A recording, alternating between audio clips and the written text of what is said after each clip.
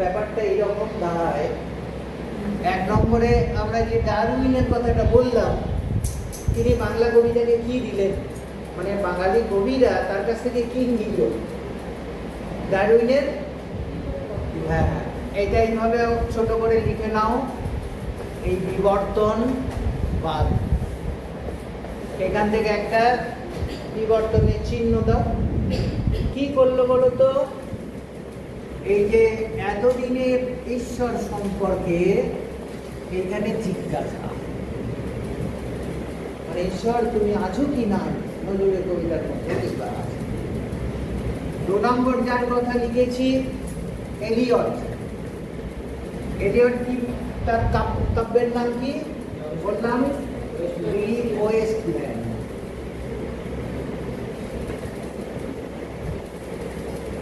Wasteland থেকে আমরা কি পেলাম, বাংলা কবিতা কি পেল, কি পেল বলো। ওয়েস্টল্যান্ড বললো পৃথিবীটা নষ্ট করে জমি, তাহলে কি হবে, এই যে রোমান্টিকতা, এই রোমান্টিক কথাতে আমরা এই জায়গাটা না হয়ে গেল, এর বদলে কি এলো, এলো রূঢ় বাস্তবতা। রূঢ় বাস্তবতা আমরা দেখবো আধুনিক কবিতা পড়লেই এরকম সব রূঢ় বাস্তবতা পাবে।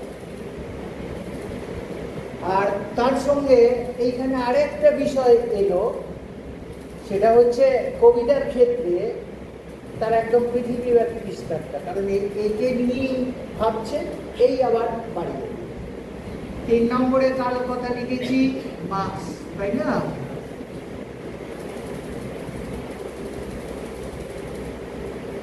কার্ল মার্কস তিনি তার তাদের যে প্রকাশটা এঙ্গেলসের সঙ্গে কি সেটা বললাম,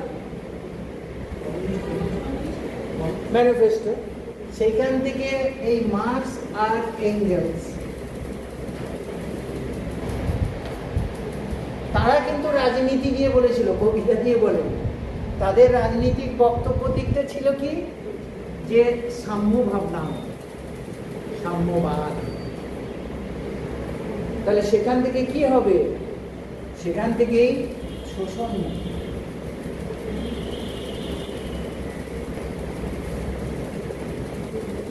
শোষণ অত্যাচারের মুখ, এই পথটা আমরা ওইখান থেকে পেয়ে গেলাম।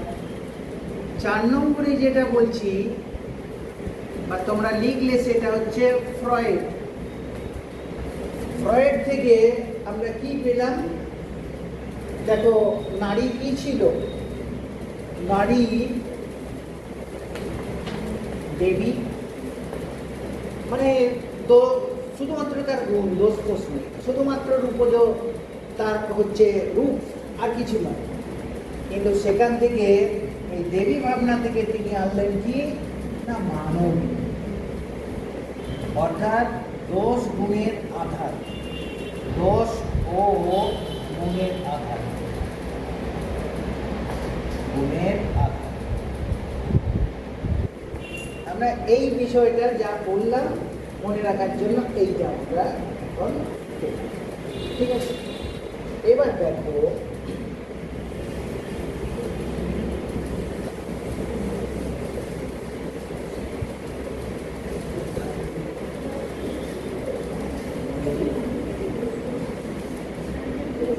দেখো এই যে কবিতার যে জায়গাগুলো, আগের দিনে আমরা মোটামুটি মহিতলালের যে কবিতাগুলো, সেই কবিতার জায়গাগুলো এসেছিলাম। যদি তোমাকে প্রশ্ন করা হয় যে রবীন্দ্রনাথের কবিতার থেকে আধুনিক কবিতা সেটা জটিল বা দুরূহ না সহজ সরল, একদম উত্তর দুরূহ বা জটিলতা। এবার আমার প্রশ্ন, কেন আধুনিক কবিতায় এই জটিলতার ব্যাপারটা এসেছে? আমাকে একটা পয়েন্ট বলো ভাবগত দিক থেকে, আর একটা পয়েন্ট বলো আঙ্গিকগত দিক থেকে। ভাবগত দিক থেকে কি বলো? তোমার ধরো এটা 2 নম্বর প্রশ্ন পড়েছে, লেখো লেখো আধুনিক কবিতা তুলনামূলকভাবে দুরূহ কেন, দয়হস্যৌ রয় দীর্ঘৌ হ, দুরূহ কেন?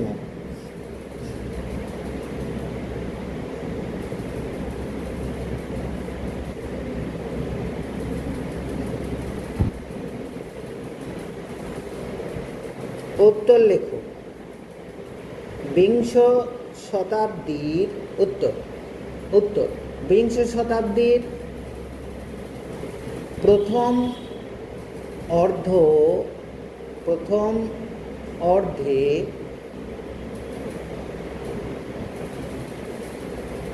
লেখো জাতীয় ও আন্তর্জাতিক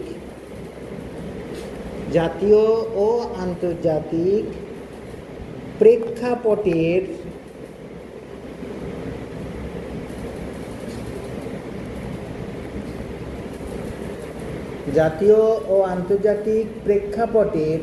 আমূল পরিবর্তন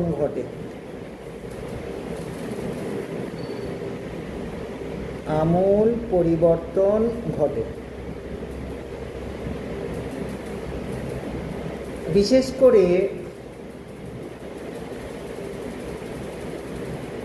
পরপর দুটি বিশ্বযুদ্ধ,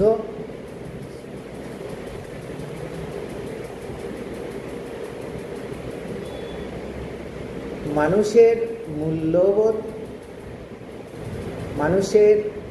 মূল্যবোধ এবং অর্থনৈতিক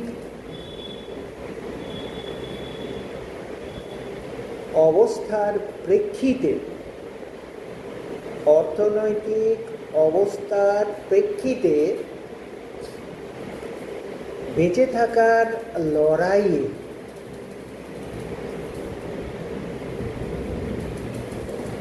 সামিল হয়।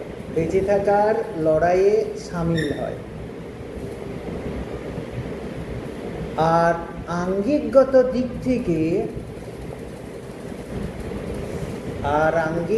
দিক থেকে সারা পৃথিবীর বিভিন্ন সভ্যতা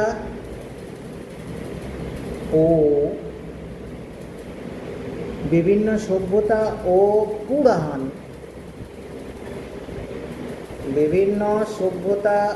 পুরাণ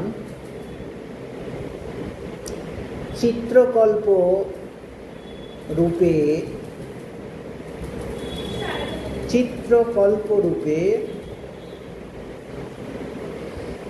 বাংলা কবিতাকে জটিল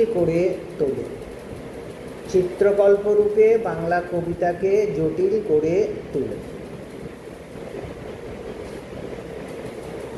ঠিক আছে, এইখানটা মোটামুটি ধরো আমরা আধুনিক কবিতা একদম প্রবেশের একটা জায়গা আমরা বলতে পারি।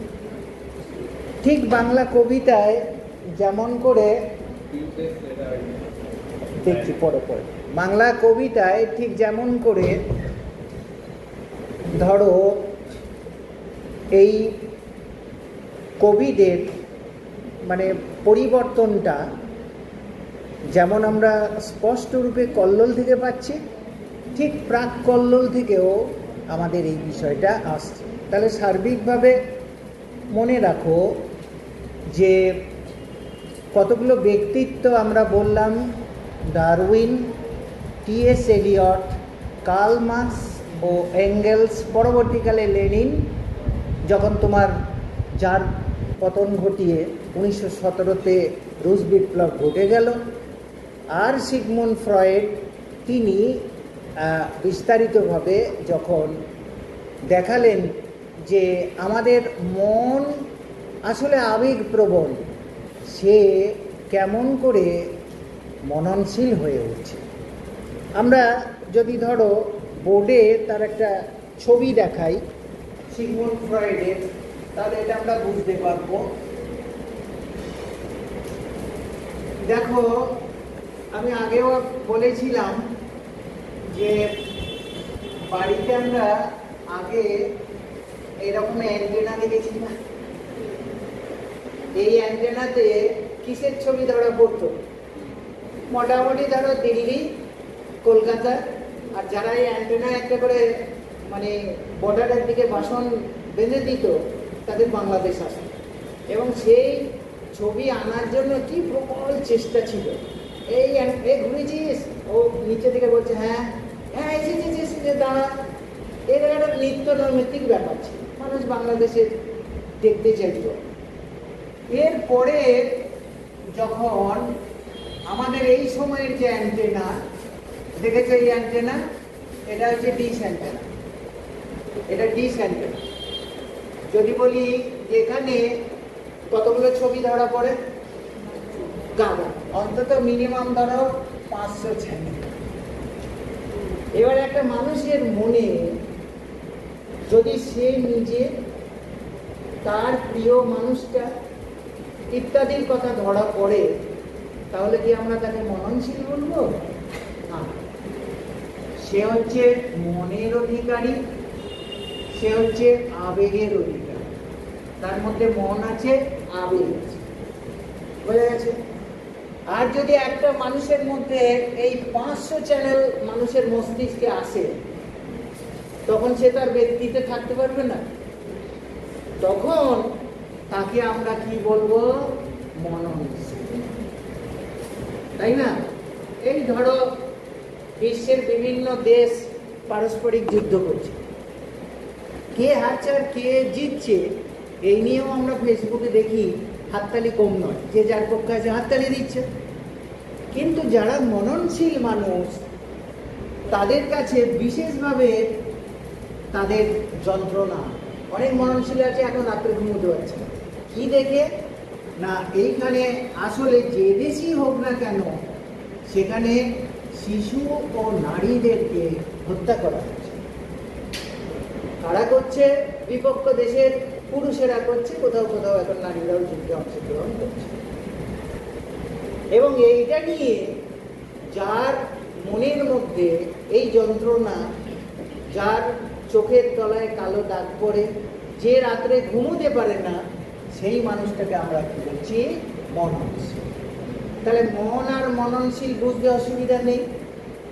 এবার দেখো, সিগমুন্ড ফ্রয়েড 20 শতাব্দীর প্রথম দিকে 1906-7 এই সময়কালে হচ্ছে তার এগুলো লেখা, প্রবন্ধগুলো লেখা, এবং গোটা পৃথিবীকে আলোড়িত করছে সেই সব প্রবন্ধ। সিগমুন্ড ফ্রয়েড দেখাচ্ছেন কি, যে আমাদের সংসারে বাবা মেয়েকে একটুকু বেশি ভালোবাসে, তাই তো দেখি আমরা, আর মা ব্যতিক্রম আছে, আর মা ছেলেকে বেশি ভালোবাসে। স্পষ্ট ফ্রয়েড ব্যাখ্যা দিলেন এটার মূল কারণ অপোজিট সেক্স। কারণ প্রাণী জগতে, পশুর জগতে আমরা এটা খুব ভালো করে দেখতে পাই। তখনও পৃথিবীর যারা নিজেদেরকে শুদ্ধশীল মানুষ মনে করতেন তারা রেড়ে করে উঠেছিলেন, কিন্তু শেষ পর্যন্ত দেখা গেল যে তার বক্তব্যটা আসলে তাই। এবং সেই সূত্র ধরে এই মনোবিজ্ঞানী কি বললেন, যে যেটাকে আমরা মন বলছি এইটা আসলে মন নয়, এইটা হচ্ছে আমাদের আদিম কামনা বাসনা। ওই বললাম পারিবারিক উদাহরণ দিয়ে, শুধু তাই নয়, গ্রিক পুরাণ থেকেও পর্যন্ত তিনি উদাহরণ দিয়েছেন। সে ঘটনা ঘটে যাওয়ার পর যা হয়েছে সেখান থেকে ব্যাখ্যা দিয়েছে। তিনি বললেন এইটা হচ্ছে আমাদের ঈদ। ঈদ মানে আদিম কামনা বাসনা, তাই না? এই আদিম কামনা বাসনায় একটা টোটোওয়ালা থেকে একটা বিশ্ববিদ্যালয়ের অধ্যাপক কার্যকর। বিশ্ববিদ্যালয়ের স্তরে আমরা দেখি আমাদের ধরো রেগুলার ক্লাসে, বিভিন্ন ক্লাসে মানে বিভিন্ন ডিপার্টমেন্টে, সেখানে মেয়েরা কি একটু বেশি ফেসিলিটি পায় না? পায় কি পায় না সেটা বিতর্কের বিষয়, তবে তুমি যদি সার্বিকভাবে দেখো তাহলে দেখবে হ্যাঁ একটু পায়। তারও কারণ, অর্থাৎ ফ্রয়েড বলছেন ঈদ বা আদিম কামনা বাসনায় একটা টোটোওয়ালা রিক্সাওয়ালার সঙ্গে আমরা যতই সভ্যভোগ্য মানুষ হই না কেন, তফাৎ, পার্থক্য নেই। তাহলে ওই টোটোওয়ালা আর একজন কলেজ বিশ্ববিদ্যালয়ের অধ্যাপকের মধ্যে তফাৎটা থাকছে কি করে? সে তো টোটোওয়ালার মতো আচরণ করছে না, রিক্সাওয়ালার মতো আচরণ করছে না। আমি বলেছিলাম আমাদের বিশ্ববিদ্যালয়ের একটি মেয়েকে বলপূর্বক যে অত্যাচার করেছিল সে হলো একটা রিক্সাওয়ালা, এবং সে বর্ধমান জেলখানায় ছিল। জেলখানার এখন বলে না, বলে সংশোধনাগার। সেই সংশোধনাগারে আমি তখন প্রায়ই যেতাম, ওদের বিভিন্ন বিষয়গুলো একটু দেখাশোনা করতাম, অন্তত এই গান টান ইত্যাদি রবীন্দ্র জয়ন্তী পালন বিষয়। ওই ছেলেটি তোমার অসাধারণ বাউল গান গেয়েছিল, অসাধারণ। প্রথম যখন গানটা গাইল সে, তখন একটি ওইখানেরই আবাসিক বলবো আর কি, আবাসিক বলাই ভালো, জেলখানার একজন জেলখাটা কর্মী, সে আমাকে এসে বলছে কি, স্যার ওকে জানেন? আমি কে রে? বলছে ও হচ্ছে ওই আপনাদের ওইখানে বিশ্ববিদ্যালয়ে যে এই অপকার্যটা করেছে। শুধু তাই নয়, জেলখানার বন্দীরা আবার অনুরোধ করলো তাকে আর একটা গান গাইতে। আমি কেন এই উদাহরণটা দিচ্ছি? যে গানের ক্ষেত্রে তার যে সফট বা নরম একটা কন্যা, সেই জায়গায় সে পারদর্শী, কিন্তু তার মধ্যে যখন ওই পশুবোধ বা এই যে ঈদ কথাটা বললাম, আদিম কামনা বাসনা জেগে উঠেছিল, তখন সে নিজেকে নিয়ন্ত্রণ করতে পারে। সেখানে আমাদের সমাজের অন্যান্য মানুষরা নিয়ন্ত্রণ করে। তো ফ্রয়েড বললেন কি, এই ঈদকে কেন্দ্র করে আমাদের চারপাশে আর একটা ব্যারিকেড আছে, যে ব্যারিকেডটাকে তিনি পরের স্তর হিসাবে বলছেন ইগো।